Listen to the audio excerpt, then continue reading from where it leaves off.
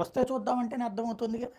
ఉమ్, బలవంతంగా బీజేపీని లాక్కు రావాలని పవన్ కళ్యాణ్ అనుకుంటున్నాడు. ఉమ్, దాని అక్కడ చంద్రబాబుకి ఇష్టం లేదు, ఉమ్, బీజేపీకి ఇష్టం లేదు. ఉమ్, బలవంతంగా కలపడానికి ప్రయత్నిస్తుంది పవన్ కళ్యాణ్.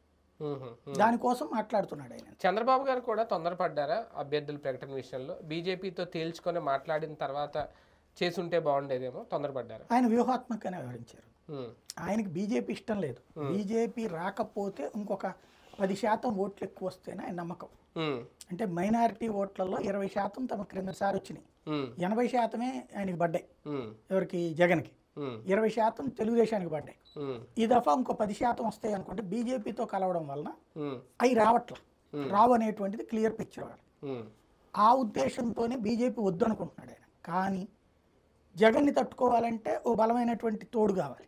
అవును. ఉమ్, అదే సందర్భంలో బీజేపీతో గొడవ పెట్టుకోకూడదు.